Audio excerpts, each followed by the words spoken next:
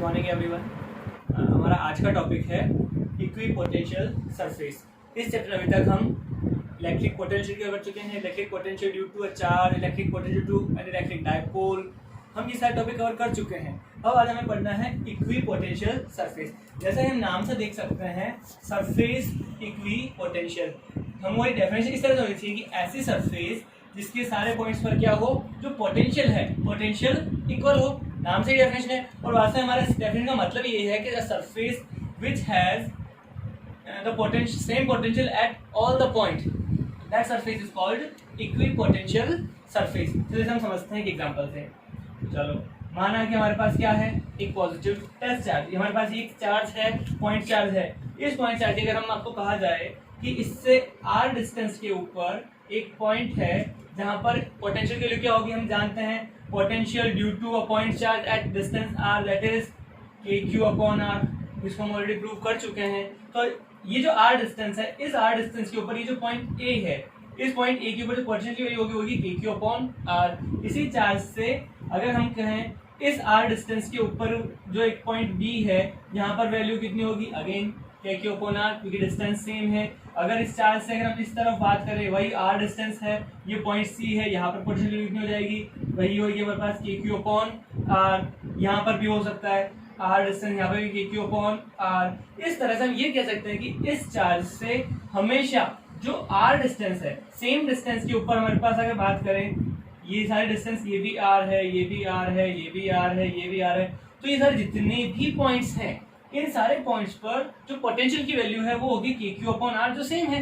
ये पोटेंशियल की ये जो डिस्टेंस है हम यहाँ पर भी ले सकते हैं, 3 डायमेंशन में लेते हैं। यहाँ से r डिस्टेंस के ऊपर अगर कोई पॉइंट है, वहां पर पोटेंशियल की होगी kq अपॉन r। इस चार्ज से इनसाइड का अगर हमारे पास कोई पॉइंट है, डिस्टेंस सेम है r डिस्टेंस, तो उसके ऊपर जो पोटेंशियल लगेगा वो कितना है, kq अपॉन r।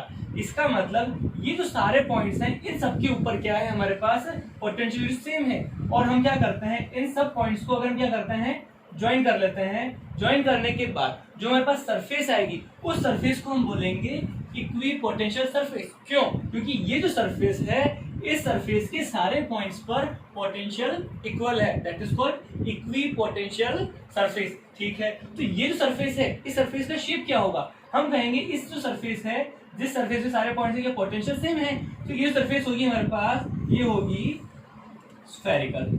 क्योंकि ये तो हमको सर्कल दिख रहा है, लेकिन ये सारे पॉइंट्स हमारे पास 3D में भी हो सकते हैं, यहाँ से r डिस्टेंस के ऊपर, यहाँ से r डिस्टेंस, तो हमारे पास इस पॉइंट्स के चारों ओर जो स्फीयर बनेगा, उस स्फीयर के सारे पॉइंट्स पर उस सरफेस के सरफेस है, उस सरफेस के सारे पॉइंट्स पर जो पोटेंशियल है वो रहेगा सेम। तो जो हमारे पास इस स्फेरिकल शेप है, इसको हम बोलेंगे इक्विपोटेंशियल सरफेस। तो इसकी डेफिनेशन क्या हुई, इसकी डेफिनेशन हम लिखेंगे any surface at which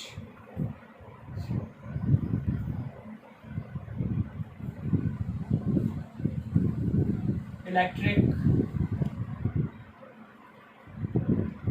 potential is same at all points is called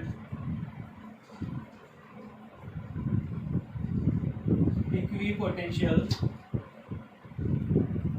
surface. ऐसी सरफेस जिसके सारे पॉइंट्स के ऊपर जो इलेक्ट्रिक पोटेंशियल की वैल्यू है वो क्या रहती है, सेम। ऐसी सरफेस को हम बोलते हैं electric equipotential.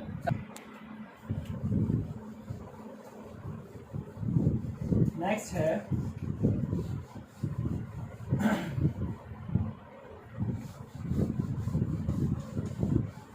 properties of electric equipotential surface.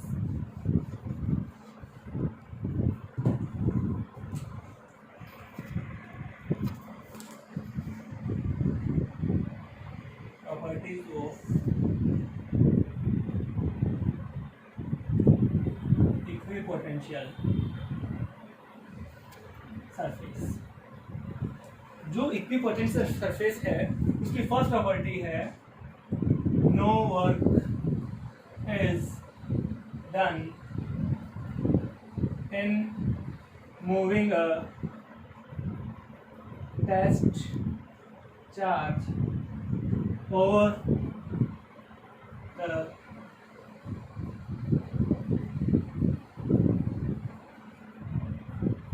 equipotential surface.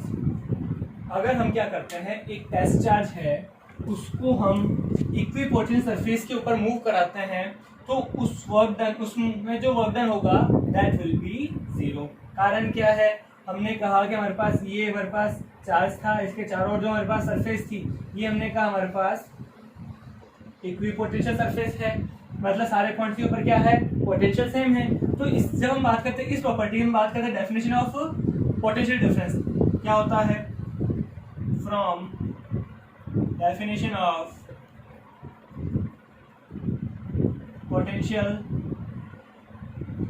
Difference हम जानते हैं formula VB minus VA is equal to W upon Q। Work done to move the charge from one point to another point A to point B per unit charge is called potential difference। इसका मतलब हमारे पास जो point दो है A और B दोनों का potential क्या है, VB माइनस VA, यह पोटेंशियल डिफरेंस का फॉर्मूला है। और हमने कहा कि ये जो सरफेस है, इस सरफेस के ऊपर ही दो पॉइंट है, पॉइंट A और दूसरा पॉइंट है B। हमने इसको मूव कराया, हमने ये फॉर्मूला है पोटेंशियल डिफरेंस का, हम जानते हैं VA is equal to VB, क्योंकि पोटेंशियल डिफरेंस क्या है, इस सरफेस के सारे पॉइंट्स के पोटेंशियल वैल्यू सेम है। इसका मतलब VB minus VA that will be zero is equal to WAB upon Q। From here we get WAB is equal to zero. इसका मतलब क्या हुआ, अगर हम सरफेस के ऊपर किसी टेस्ट चार्ज को एक पॉइंट दूसरे पॉइंट तक मूव कराते हैं, तो जो वर्क होगा work will be zero. Second property है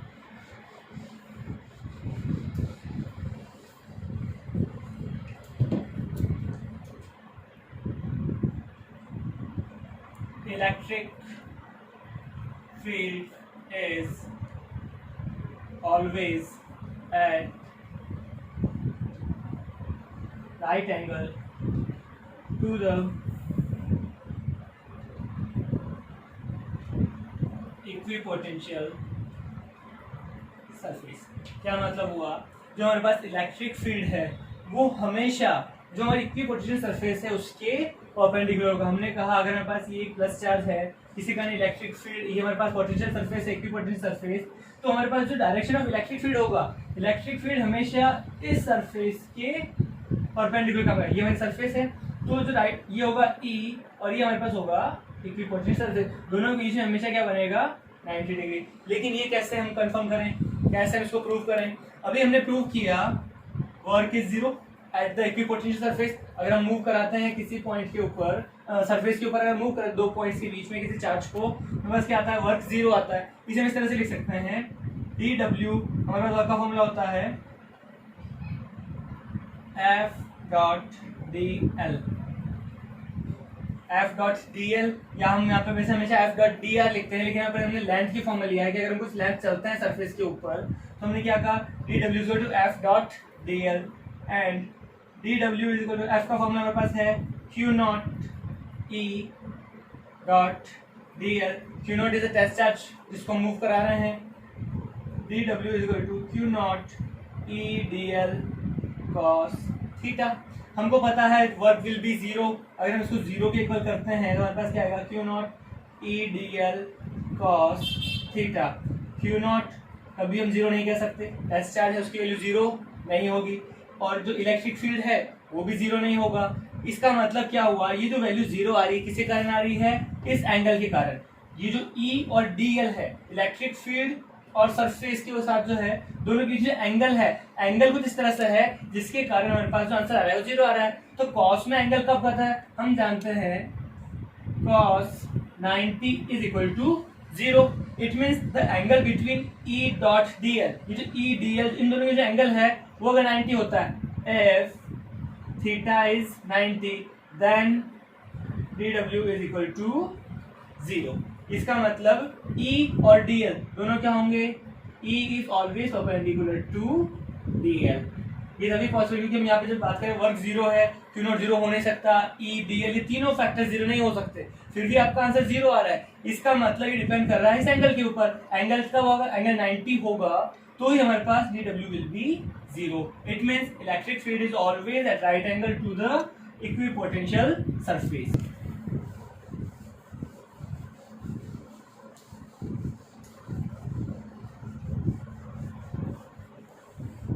The next property is it has to distinguish the region of strong field to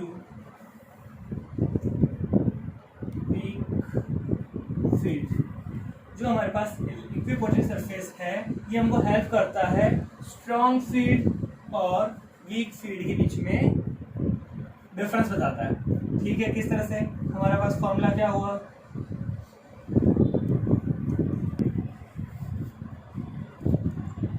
E is equal to minus dv upon dr। ये formula में derive किया था electric field as the gradient of electric potential. यहाँ से हम इसको change कर सकते हैं, dr is equal to minus dv upon e। यहाँ से वो इक्वेशन मिल गया, dr is inversely proportional to e।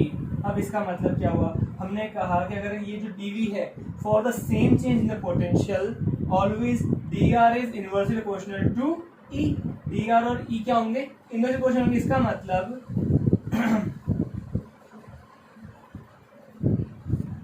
means the spacing between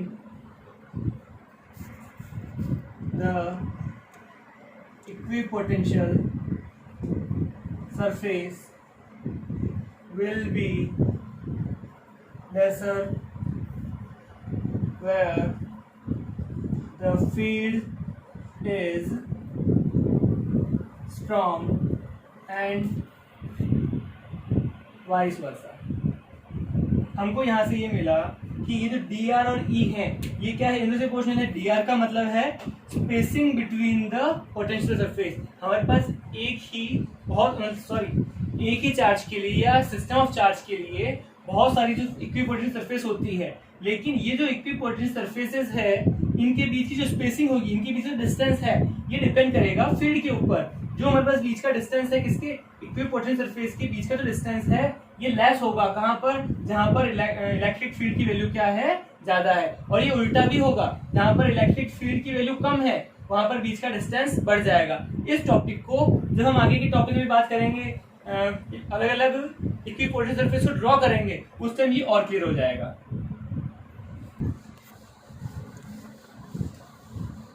The next and last property of the equipotential surface is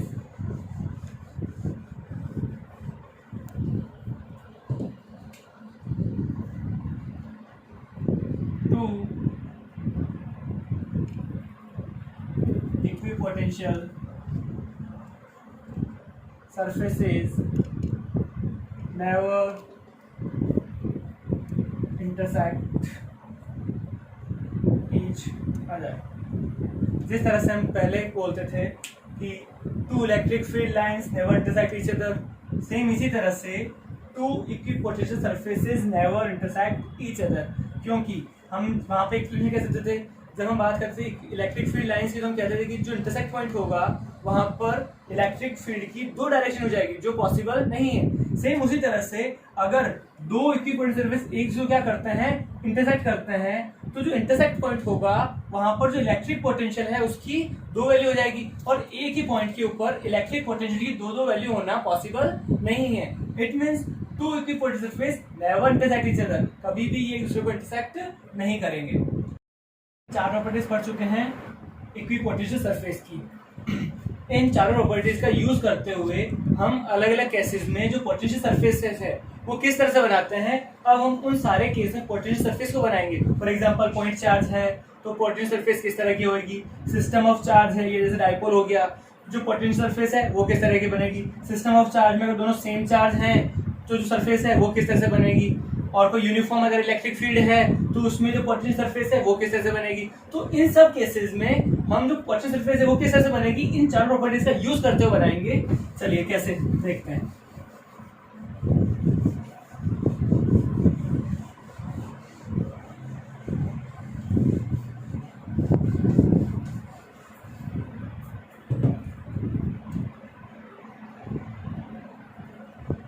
To draw equipotential surface, हमारा जो case 1 है वो है for an isolate point charge. इसका मतलब हमारे पास सिर्फ एक पॉइंट चार्ज है, उसी का जो इलेक्ट्रिक पोटेंशियल सरफेस है, इक्विपोटेंशियल सरफेस वो किस तरह से रहेगी। फॉर एग्जांपल ये हमारे पास क्या है, ये हमारे पास एक प्लस चार्ज है। इसी का अगर हम बात करते हैं इलेक्ट्रिक फील्ड, तो इलेक्ट्रिक फील्ड क्या होगा, रेडियली आउटवर्ड। हम जानते हैं इलेक्ट्रिक फील्ड लाइन हमने पहले बनाई है, तो हमारे पास जो प्लस चार्ज है आइसोलेटेड, इसी कारण जो इलेक्ट्रिक फील्ड आएगी तो उसी कारण इलेक्ट्रिक फील्ड आएगा इस तरह से। तो हमारे पास जो पोटेंशियल सरफेसेस होगी वो किस तरह से होगी। इलेक्ट्रिक फील्ड ड्रॉ करने के बाद में जो हम बात करते हैं हमारे चारों जो कंडीशंस हैं वो सेटिस्फाई होनी चाहिए। हमारी पहली कंडीशन है कि जो हमारे पास सारे पॉइंट्स के ऊपर जो पोटेंशियल है उसकी वैल्यू सेम रहनी चाहिए। तो इस चार्ज से जो इक्वल डिस्टेंस है उसके ऊपर अगर हम क्या करते हैं, ये एक सरफेस ड्रॉ करते हैं, तो ये जो स्फीयर है, ये स्फीयर क्या होगा, यहाँ से डिस्टेंस सेम है, ये डिस्टेंस सेम है, तो ये सारे डिस्टेंस अगर चार्ज से सेम है, इसका मतलब इस सरफेस के सारे पॉइंट्स के ऊपर जो पोटेंशियल की वैल्यू है वो क्या होगी, सेम होगी। साथ ही साथ यहाँ पर जो एंगल है, हमने कहा था E is perpendicular to DL, ये कंडीशन यहाँ पे फुलफिल है, क्योंकि हमारे पास सरफेस के ऊपर हम बात करते हैं, ये DL आएगा और ये E आएगा, तो दोनों क्या होगा, परपेंडिकुलर भी हो गए। इसका मतलब हमारे पास पहली इलेक्ट्रिक सरफेस इक्विपोटेंशियल सरफेस हो गई।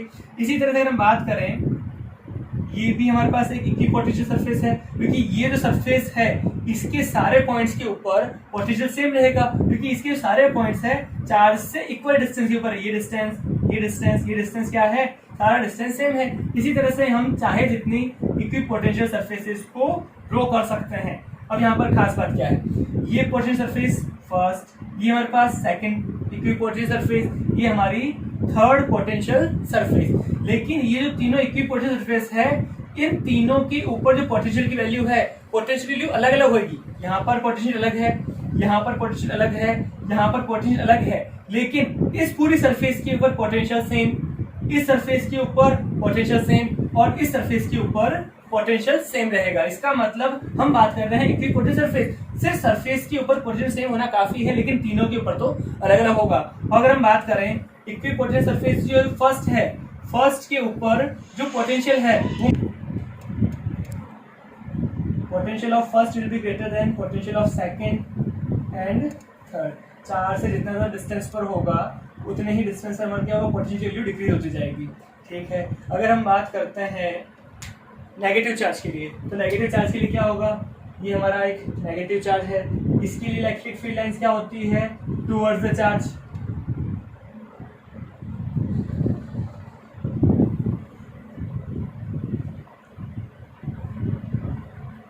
ठीक है, लेकिन जब हम बात करेंगे चार्ज के साथ में जो हमारे पास, जब हम बात करते हैं पोटेंशियल सरफेस, तो पहली जो पोटेंशियल होगी वो इस तरह से होगी। अगेन चार्ज से सेम डिस्टेंस के ऊपर जो सरफेस है वो हमारी इक्विपोटेंशियल सरफेस फर्स्ट हो जाएगी, ये हमारी सेकंड सरफेस आएगी, ये हमारी थर्ड सरफेस आएगी। Again this is first, second, third. तो these are the equipotential surface due to an isolated point charge. अब हम बात करते हैं system of charge.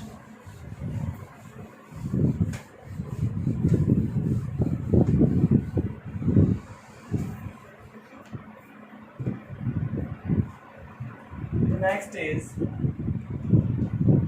for a system of charges। हम इसमें पहला केस लेते हैं फॉर इलेक्ट्रिक डायपोल। हमारे पास क्या है कि इलेक्ट्रिक डायपोल है, उसी का जो इलेक्ट्रिक पोटेंशियल सरफेस होगी, इक्विपोटेंशियल सरफेस होगी, किस तरह से होगी, ये हमारी पहला है प्लस, ये दूसरा है माइनस, ठीक है। इसको थोड़ा सा दूर बना लें।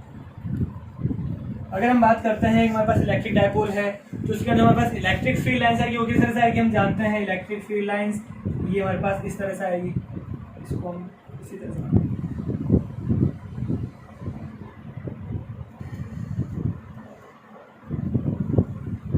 और यहाँ से अगर इलेक्ट्रिक फील्ड लाइंस आएगी तो इस तरह से बाहर निकलते हुए इधर से भी इसी तरह से बनेगी इलेक्ट्रिक फील्ड लाइंस। लेकिन एरो जो होगा हमेशा हम जानते हैं इधर आएगा positive to negative, positive to negative, यहाँ से पॉजिटिव के लिए हमेशा बाहर की तरफ और नेगेटिव के लिए हमेशा टूवर्ड्स द चार्ज। अगर हम बात करते हैं इसके लिए हमारे पास इक्विपोटेंशियल सरफेसेस होगी, वो किस तरह से होगी हमारे पास। पहले अगर हम बात करें इस प्लस चार्ज के कारण तो हमारे पास जो सरफेस आएगी वो किस तरह से आएगी, ये हमारे पास आएगी पहली सरफेस, ठीक है, दूसरी सरफेस आएगी इस तरह से, और जो थर्ड सरफेस आएगी वो इस तरह से आएगी।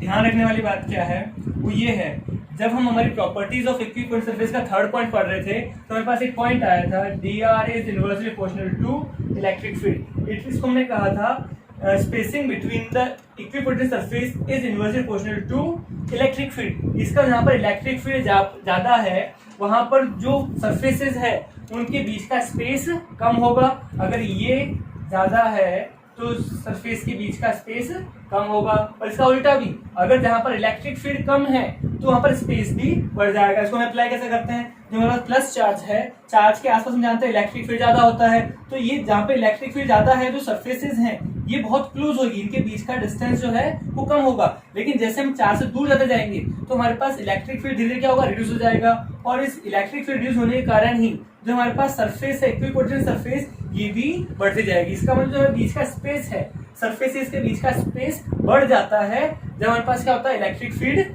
कम हो जाता है। इस तरह से यहाँ पर भी बनाएंगे तो हमारे पास क्या होगा, ये हमारी पहली सरफेस, ये हमारी दूसरी इक्विपोटेंशियल सरफेस, ये हमारी तीसरी इक्विपोटेंशियल सरफेस। तो हमारे पास जो एक डायपोल है, डायपोल का जो इलेक्ट्रिक इक्विपोटेंशियल सरफेस है वो इस तरह की बनेगी। हमारे पास फर्स्ट सेकंड थर्ड, इधर भी होगी फर्स्ट सेकंड थर्ड।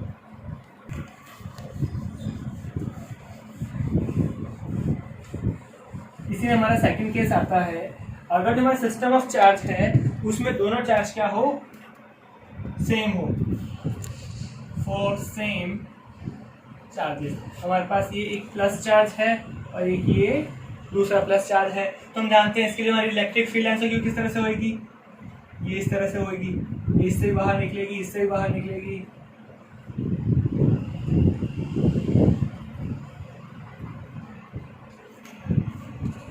ये हमारे पास का शेप होगा वो इस तरह से होगा। इसको थोड़ा सा अगर हम और क्लियर बनाएं तो हमारे पास एक शेप इस तरह से होगा, इनका जो शेप होगा वो इस तरह से होगा।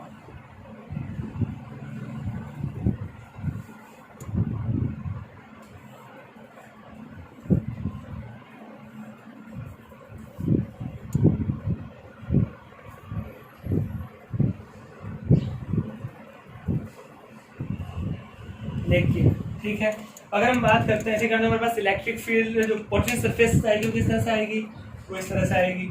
हमारे पास शुरुआत की सरफेसेस है वो तो सेम चलेगी, इधर भी इधर भी, लेकिन जैसे जैसे हमारी सरफेस है जो दूर जाते जाएंगे, हम इक्विपोटेंशियल बढ़ाते जाएंगे तो इन दोनों जो हमारे पास जो सेम चार्जेस हैं इनके इसमें क्या होगा, रिपल्शन होगा। रिपल्शन जो सरफेस का शेप है वो इस तरह से थोड़ा सा रिड्यूस हो जाएगा। इधर से काम जो हमारे पास ये आएगी, ये इसके कारण ये जो सरफेस है ये इसका हम थोड़ा सा यहाँ से सरफेस का जो डिस्टेंस है ये डिस्टेंस और बढ़ जाएगा। इधर से भी डिस्टेंस है इधर कम होगा, इधर से डिस्टेंस थोड़ा थोड़ा बढ़ जाएगा, क्योंकि जो चार्जेस दोनों सेम है, दोनों की रिपल्शन होगा, दोनों की इलेक्ट्रिक फील्ड लाइंस में क्या होगा, प्रेशर फोर्स लगता है, जिससे हमारे पास क्या होगा, ये जो डिस्टेंस है ये डिस्टेंस थोड़ा सा और बढ़ता जाएगा। ये हमारे पास है किसके लिए, for same charges. Last case है हमारा इसमें इक्विपोटेंशियल सरफेस ड्रॉ करने के लिए, that is for uniform electric field.